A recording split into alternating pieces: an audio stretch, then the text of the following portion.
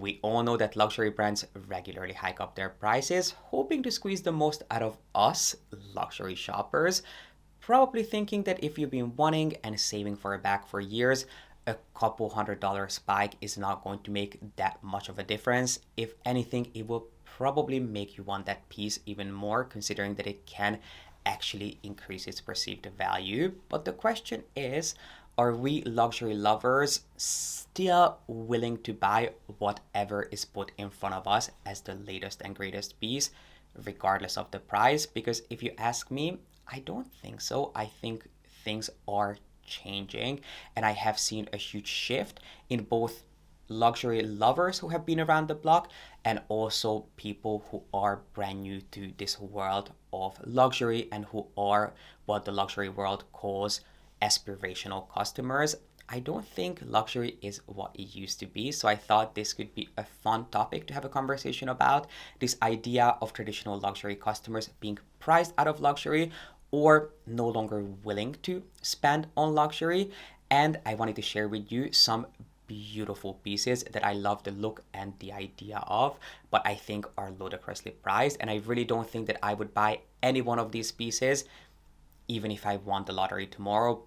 Out of principle, I just don't think that they are worth our hard-earned money, and I'm not willing to be taken advantage of. So if this sounds interesting to you and you'd like to talk about some of the most greedy luxury brands out there, then make sure to give this video a thumbs up, subscribe down below if you haven't done so yet, and keep on watching. Obviously, the concept of price increases is not exclusive to the world of luxury.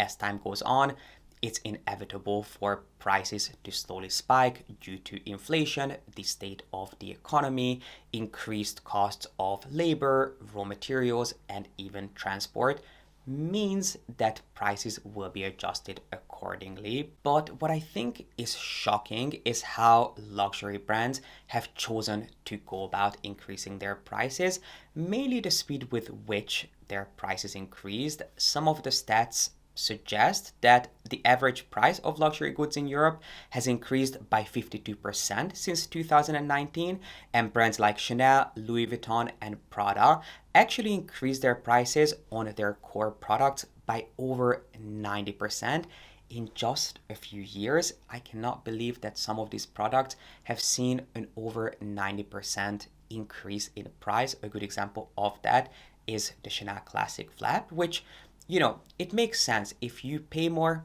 you get more, but that does not seem to be the case. And that's why I think a lot of traditional luxury customers who might still be able to afford luxury are no longer willing to, because they simply do not want to be taken advantage of. They don't want a luxury brand to pull the wool over their eye, because a lot of luxury brands went from having a cost-based pricing, meaning that if you paid more, you got more. It makes perfect sense that if you're buying a piece that is a product of painstaking craftsmanship, it's made of the most exquisite materials, and is an investment in the sense that it will stand the test of time, you would be paying more for it. But what's really surprising is that quality is no longer guaranteed when it comes to luxury. A good example of that is the Chanel Classic Flap. As we talked about it earlier, it is a piece that saw an over 100% price increase. Yet, if you ask a Chanel collector, someone who has been around Chanel for years, they will tell you that the quality is no longer where it once was. And if anything, the quality has actually gone down instead of it being enhanced and improved upon, which tells you that the pricing doesn't really reflect the quality anymore.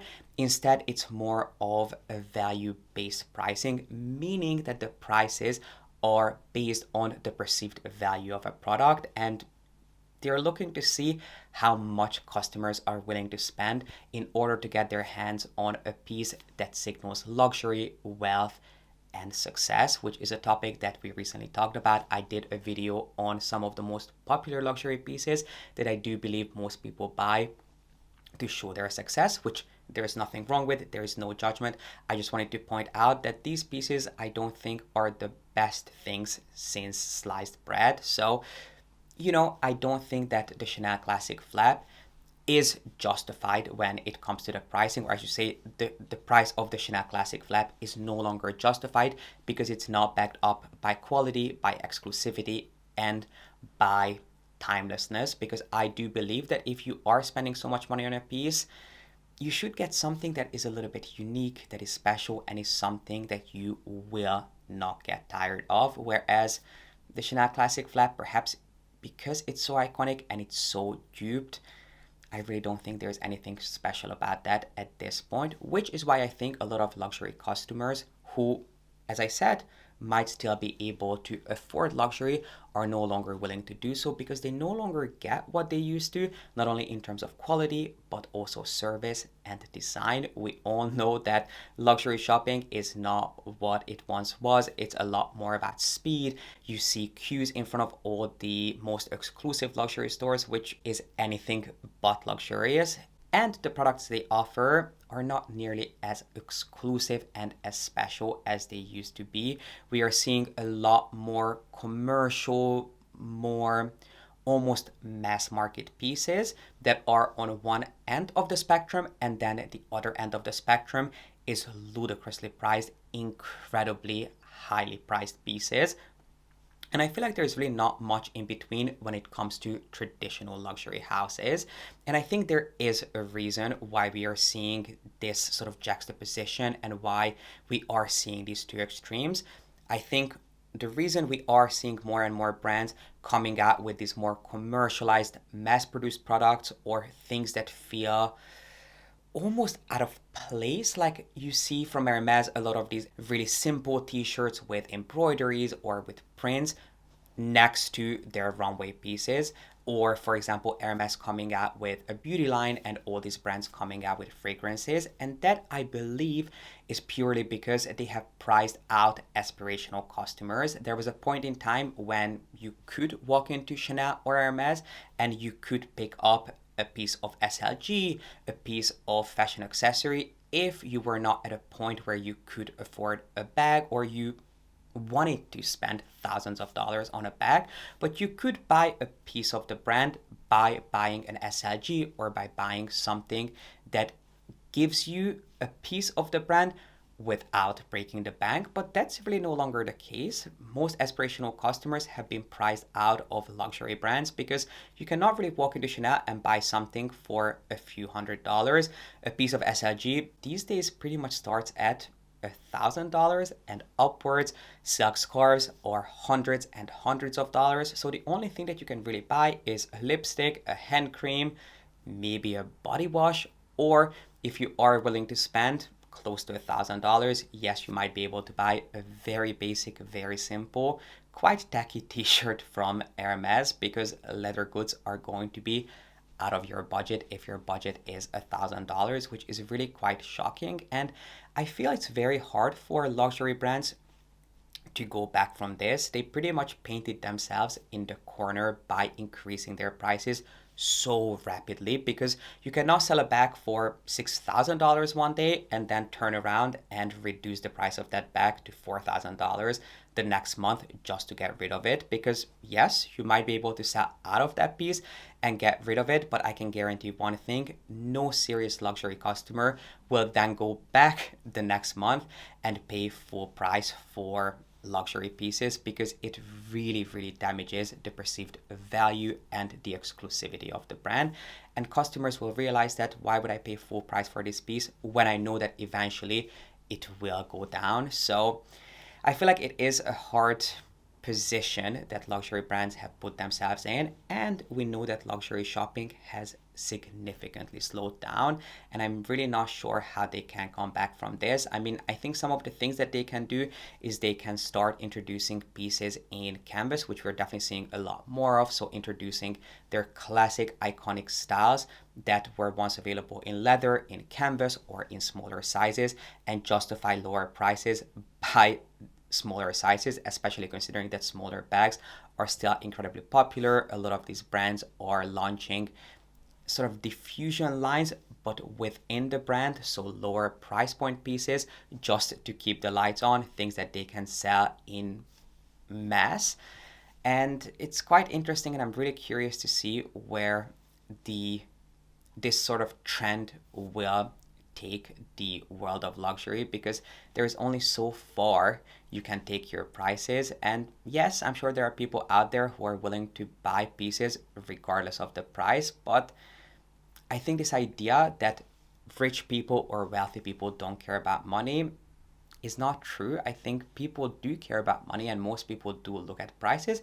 I'm sure there are people who do not, but that's not the majority of customers. And when it comes to brands like Schiaparelli, yes, they are a brand who can get away with selling very, very few pieces because they cater to a completely different sort of target group. But that's not the case for most global brands, because unlike a brand like Schiaparelli that has one main boutique in Paris, most global brands have hundreds of boutiques all around the world. They employ thousands and thousands of people. So they rely on selling volume and moving products, but you can only sell so many low price point mass produced products before you start hurting your own brand image and the perceived value of the brand.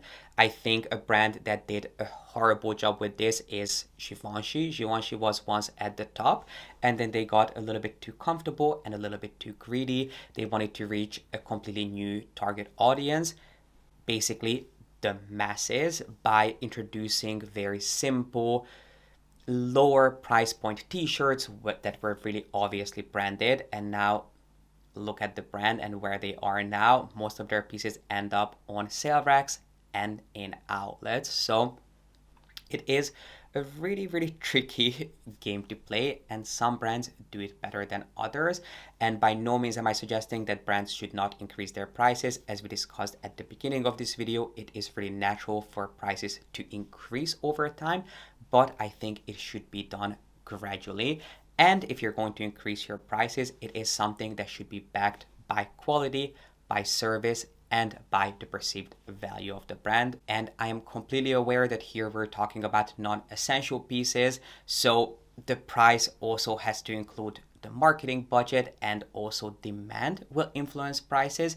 But at the end of the day, it can be done in a way where customers don't feel taken advantage of. And I don't think that a lot of luxury brands are doing a great job, especially considering how uninspired their recent designs have been. And speaking of being uninspired, there are actually very few pieces that capture my attention at this point. Now, these next pieces have, and they do live rent-free in my head, but I could never bring myself to spend money on any one of them, because I think they are way overpriced for what they are, and considering how often I would be able to take advantage of them. Now, do keep in mind that my life and my lifestyle has changed quite a bit. Maybe it's something that I should do a comprehensive video on, why I don't buy as much luxury as I used to. I just don't feel like that this chapter of my life is that much about luxury, because it's not really something that, first of all, brings me as much joy as it used to, and it's not something that I am able to enjoy as regularly. So even if I find pieces that I really like the look of, they're not really things that I wear, and we can definitely do a video on why I no longer buy luxury, or why I don't buy as much luxury as I used to. But let's talk about some pieces that I love the look of, but even if I won the lottery, I would not buy out of principle. I mean, maybe I would if I had a tree that was growing money, but even then, I don't think so, because I do understand the worth of a dollar. So I really don't think that I, with a clear conscience, could buy any one of these pieces, starting with a pair of trousers from Chanel. You guys know that I do have a love and hate relationship with Chanel. Some seasons I love them, others I really don't feel their vibe, but they did come out with a beautiful pair of trousers, which I showed you in a recent vlog. If you have not seen that vlog, I will make sure to have it linked up here for you. I can't remember what season these trousers were from, but I'm sure I mentioned it in that vlog. Long story short, a couple of seasons ago, Chanel came out with a shirt and a matching pair of trousers that I came across on Instagram, not realizing how see-through these trousers actually were. So I went to try them on, fell completely in love with them, because the fit on these trousers was just phenomenal. They are some of the most beautifully fitted trousers I have ever seen, but they were made of this incredibly delicate, almost organza-like fabric. They were completely see-through. They did have kind of a nudish liner in them, but it did not help that much.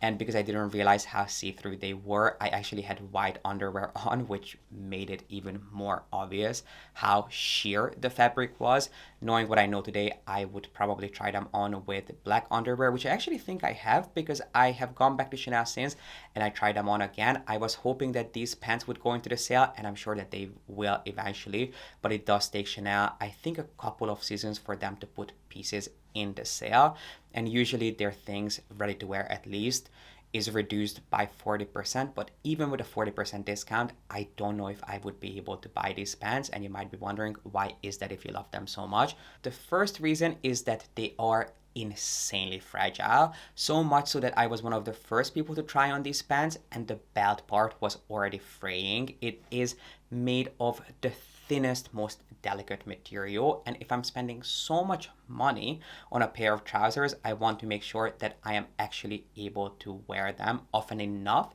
to get my money's worth out of them. Cost per wear, they have to make sense, and because these pants are so fragile, it's not something that I would be able to wear regularly. I don't even know where I would have them dry cleaned because I would not trust any one of the dry cleaners that I use with a pair of trousers that is so insanely fragile. Also, they are completely sheer, which kind of limits how and where you can wear them to. If they were just a really ornate pair of trousers, but they were made of a more substantial material, I would wear them to the grocery store. I really wouldn't care, but because they're transparent, it might not always be appropriate to wear those to everywhere you go, and they are more of a statement piece, so I feel like it is quite limiting, but I do love the look of them. I think they were just over 5,000 euros if I remember correctly, but if you're interested in the price and the season, make sure that you go back and you watch my original vlog. I actually, as I said, I tried them on twice and I do still love the look of them. If they go into the sale and they have them available in my size, which I doubt that they wouldn't, because again, it's just such an acquired taste that I don't think they would sell out of them. Maybe I would consider it. I also tried on the shirt, hoping that it's something I would be able to wear a little bit more, just because it's not something that goes through quite as much as a pair of trousers that you constantly sit in. You sit down, you stand up, you crease it, you wear it out as your legs rub against each other. So I figured that maybe the shirt would be a better alternative, but I actually liked the trousers a lot more and I found the fit to be a lot more special. So I love those, but the price to me is just insane, as is the price of most Chanel pieces at this point. Moving on to a piece from Hermes, which is not something I think I ever talked about, or even if I did, it must have been quite briefly. But if you've been with me for a while, you may remember that when I first got Pi, I pretty much bought him the entire Hermes dog range, or at least what they had available at the time, because since then the range has been expanded on quite significantly. Now they have so many different pieces for dogs. To my surprise, because I was actually quite underwhelmed by most pieces that I bought for Pi, so I didn't think it was that popular and that successful, but I guess I'm wrong because they continue coming out with new things.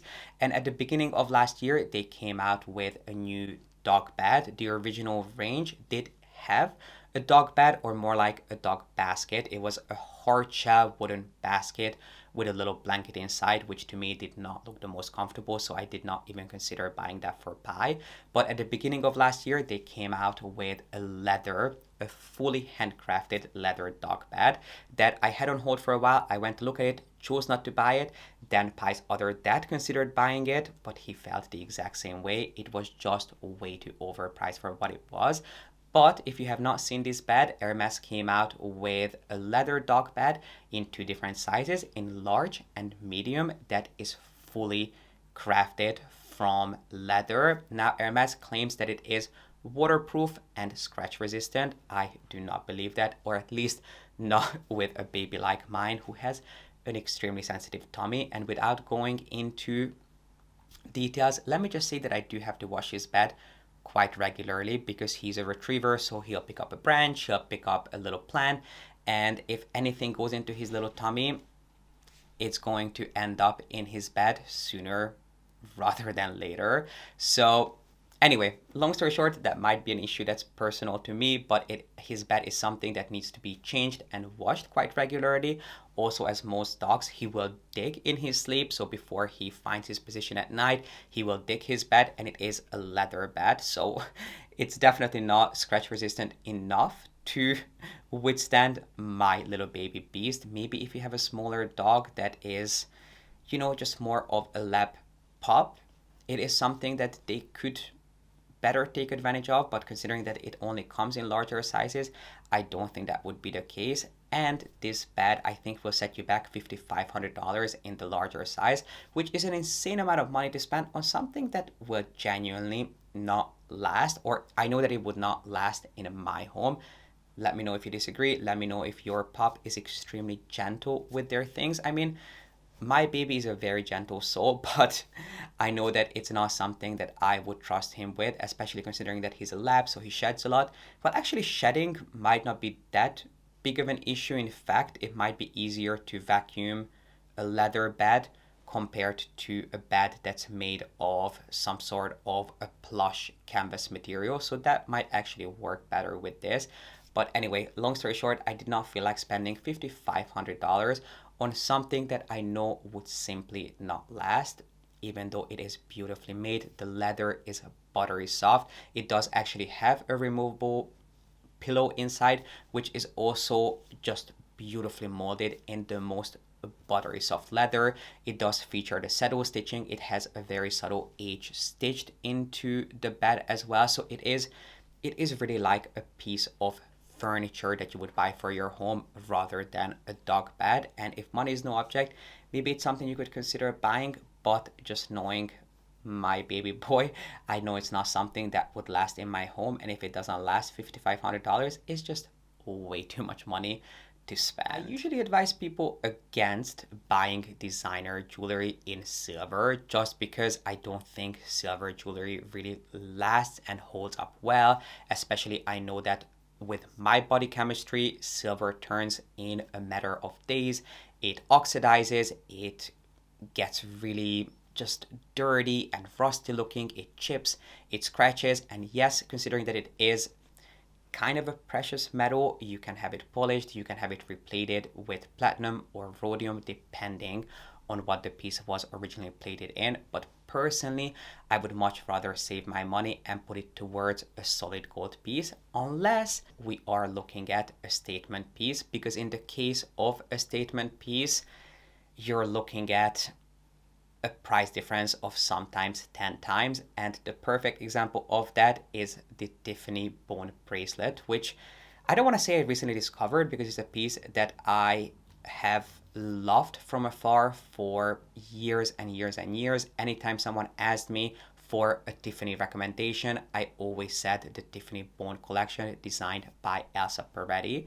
But it's not something I actually ever tried on until just a few weeks ago. I did a Tiffany vlog. I went to Tiffany to try on a couple of pieces just before Valentine's Day, and I was convinced, very forcefully convinced, trust me, I did not have to be asked twice, to try on some of the most iconic pieces from the Tiffany bone collection, and it's something I cannot get out of my head. Mainly the solid gold split ring and the solid gold bone bracelet.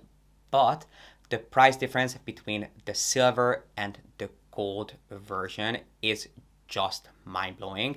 It is literally 10 times more expensive. If I'm not mistaken, the solid silver bracelet starts at $2,000, whereas the solid gold version starts at $20,000. And then I think the ring is just around $1,000 in silver, and it's over $5,000 in solid gold, which to me, I just have such a hard time bringing myself to spend money on the solid gold piece when there is such a huge difference. So at the end of the day, I really don't think that they give you the same look, and I'm really torn about what I should do. So you might have seen on Instagram that I ended up buying the bone bracelet in black ceramic, or I think it might be copper and then it's plated in black. I had to return it because I could not fit it onto my wrist, and in Europe it is only available in one size, which I did not realize that they come in multiple sizes. I thought that they were only available in two sizes, but on the European side I could only find the black one in one size. But Tiffany was rebranding their site, so maybe that's the reason that I couldn't find it. It ended up getting returned because I literally could not put it on my wrist. I filmed that unboxing for the very first time, and I cannot tell you how long it took me to try to squeeze it onto one of my wrists. In fact, one of you pointed out that I had it on the wrong wrist, which I'm very much aware of, but that was the only wrist that it fit onto, and even with it going on the wrong wrist, it completely cut off my circulation. But the black bone bracelet I am still buying.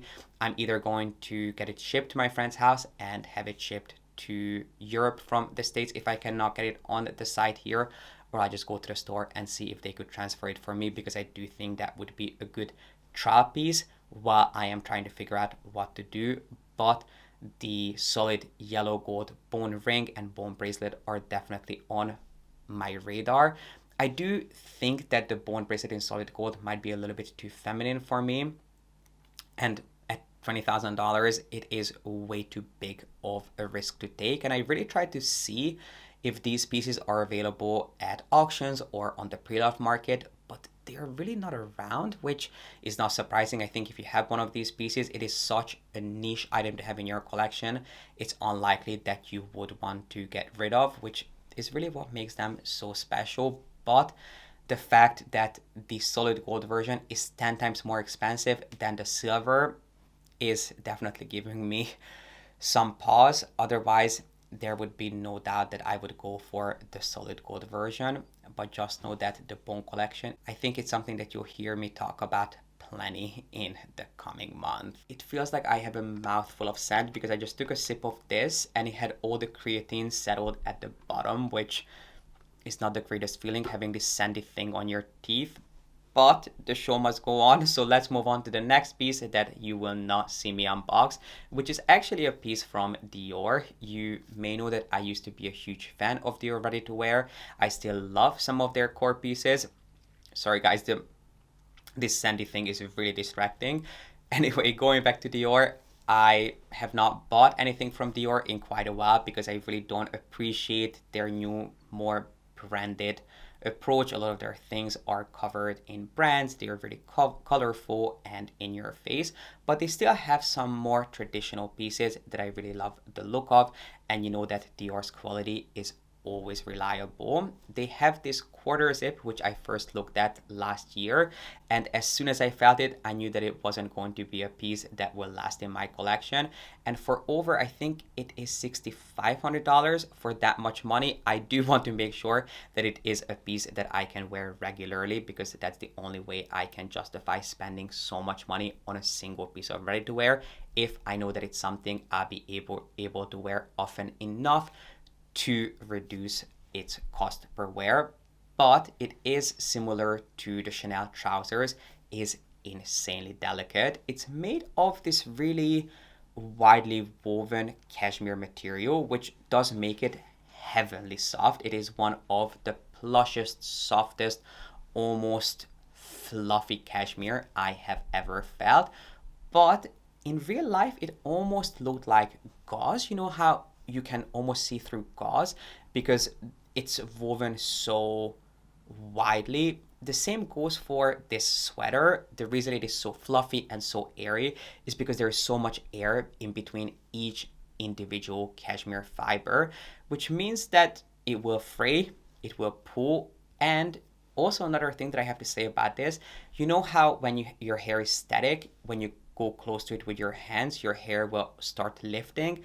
It was kind of the same experience with this sweater. The fibers are so widely woven that if you go close to them, you can almost see your hands attracting each and every single one of these really, really soft and delicate fibers. So they will be very soft, but they will certainly not be long lasting, even though I love quarter zips. And I don't have any quarter zips that also feature a hood. This is a cashmere quarter zip, which is exclusively available in black in the men's collection. And on the inside, it has the canage. Canage, is it called? Canage, I think. Yeah, canage. No, I feel like I'm saying it weird. I don't know why. Canage? Yeah, I think that's what it is. Anyway, you know what I'm talking about here. The Dior pattern, that's what it's lined with, and it's certainly beautifully made. But for the price, I just don't think the quality is where it should be, or not even the quality, because I'm sure that it is exquisitely made and the quality is just top notch. But it's not long wearing enough for me to put my money into this, because as I said, when I buy something, I want to wear it, and it's not something that I would be able to wear regularly without it pilling, without it fraying, and without basically the material just almost melting away. Let's end this video on some bags, starting with an odd one, because I actually think that this bag is still at the moment quite reasonably priced. However, they are taking a new approach to how and who can actually get their hands on this bag, which is the Margot bag. Now, it was only a matter of time for the road to start taking advantage of the fact that this is one of the most popular, most iconic bags that I can think of from the recent past. It has very quickly become the it bag of not only the season, but I would argue maybe even the decade. And there have been rumors that this is a bag that eventually will be discontinued.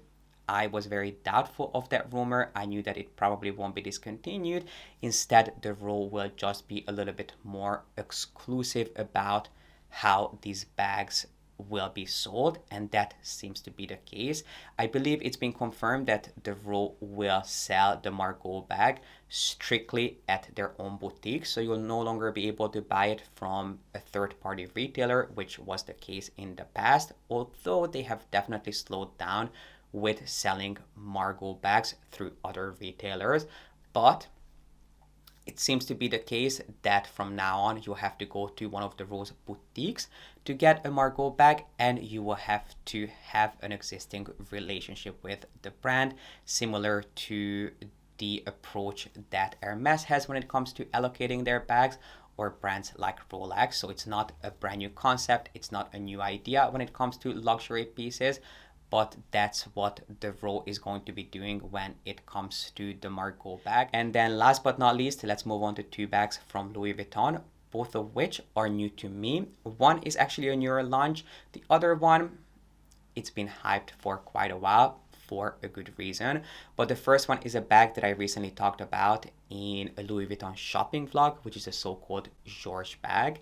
I mentioned in that vlog that this bag kind of reminds me of the Capucine from Louis Vuitton. It kind of fills the same gap in the men's collection as the Capucine does in their women's collection, in that they are the most premium bags that Louis Vuitton offers. They cannot be mentioned on the same page with any other Louis Vuitton bag, not only in terms of quality, materials, but also price, because this bag, the Georges bag, starts at over $11,000. Yes, you heard that right, over $11,000. The reason I came across this bag is because a lot of people started comparing it to the Birkin and the HAC, and there definitely is a resemblance. It does feature two top handles, a similar flap to the Birkin, Sango-like details, which is of course what the Birkin is known for, but even more so than that, I think it is the brackets that the Sangos sit on that reminds a lot of people of the Birkin. And I had a chance to try it on. It is an extremely heavy bag because of all the hardware and the extremely dense and substantial leather that they used for this bag, which is, I think it's an ethically sourced leather. They claim that it is an ethically sourced or sustainably sourced leather. There is something about that whole concept and the marketing of all of that, but it is a really, really beautiful heavy duty large bag. It comes in two different sizes, in size 40 and size 50, in a handful of different colors, mainly neutrals, and it's also available in a touch finish, meaning that some accents of the bag feature exotic leather, but it is insanely priced And I really don't think that it is worth the money, because I can tell you that you will find this bag for a fraction of the price on the secondary market in a matter of months.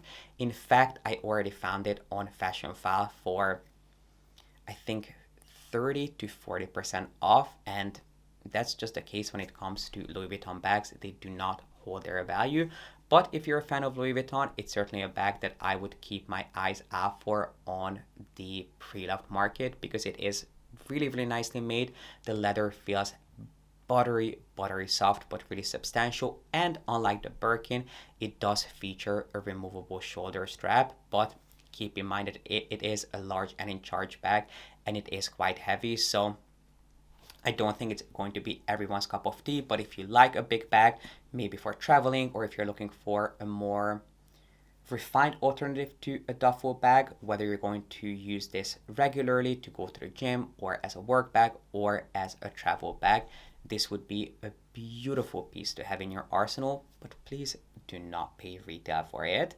And then the other bag, which is actually not something I ever considered until we were having a discussion on Kat and Amy's live, the idea of the P9 bag, which, as I know now, it is called the P9 bag. I always thought that it was just called the Speedy in leather, which was Pharrell's big break, or that was kind of his sort of key piece with his first collection for Louis Vuitton. He introduced the Speedy bag in leather, and it is called the P9 bag, which, as I know now, is not something that you can just walk into Louis Vuitton and ask for. Instead, it's something that is exclusively offered to Louis Vuitton's more serious and more valued clients. It is a bag that is, of course, inspired by the Speedy, so it has the same relaxed, laid-back, casual shape. But unlike the Speedy, it comes in larger sizes, and it's exclusively offered in leather, either in some really colorful, eye-catching shades or in solid colors. So this is a bag that I think starts at, in the larger sizes, around $9,000. It comes in size 25, size 30, 40, and 50. If I was to buy this bag, I would definitely go for size 40 or size 50. Probably size 40 for everyday use and size 50 for traveling. But I would only be interested in this bag in a solid color. I would definitely not buy it in any one of the candy-like shades, mainly because of the monogram. I just think the monogram is way too loud. And thankfully, there were some of you present during the live who pointed out to me that it is actually available in solid colors. It comes in both black and brown. It comes in a so black finish, almost like a so black meets shadow finish, where the entire body is made of black leather and all the accents are also wrapped in black. And you know how most Louis Vuitton bags come with this sort of name tag or clochette? That one is embossed into the leather almost as a shadow finish, and then it also comes in brown in a pebbled leather. I personally, of course, prefer the black option just because black is my favorite color, but I have two issues with this bag. Number one, as Deborah pointed out during that live, it is insanely priced. I think it was something like, don't quote me on this, I think it was something like over $12,000. And the black option is only available in smooth leather, and I do think this bag looks a lot better in pebbled grained leather. It just makes it feel a lot more relaxed and a lot more casual, which is what I love about this style, how laid back, simple, and effortless it is. Not to say that if this was in pebbled leather, I would jump on it for, let's say, $12,000. Again, don't quote me on that price. I remember Deborah pointing it out to us how expensive it was, but I can't remember the exact price. I'll try to find it and leave it up on the screen here. So I'm not saying that the reason I'm not buying this bag is because it's made of smooth leather, but if I want to be really, really picky, which for this kind of money, you should be picky. I wish it was made of pebbled leather, but the brown version is available in grain skin. But again, it's something like $11,000 or $12,000 in size 40, which to me is not something that I would be willing to spend the money on a Louis Vuitton bag, just because this bag is so hyped and apparently so hard to get. There isn't many of them on the pre-loved market, and the ones that are out there are pretty much the same as the retail price, if not even more expensive. So it is something that I quite like from afar, but again, not a piece that you will see me unbox. And my friends, it is your turn to share your thoughts on luxury prices in the comment section with us. I am very much aware that here we're talking about non-essential things. You don't need any one of these things, but I would love to know if you are a seasoned luxury collector and luxury buyer. Do you still feel inspired? Are you still buying as much luxury as you used to? Or are you also seeing a difference in your luxury shopping habits? Are there any pieces that you love the look of but you could not justify buying because of the price tag? Please join the conversation. I always love hearing from you. And while you're down there, make sure to give this video a thumbs up and subscribe if you haven't done so yet. I really appreciate you being here and watching, and I cannot wait to see you back here with a new video really, really soon.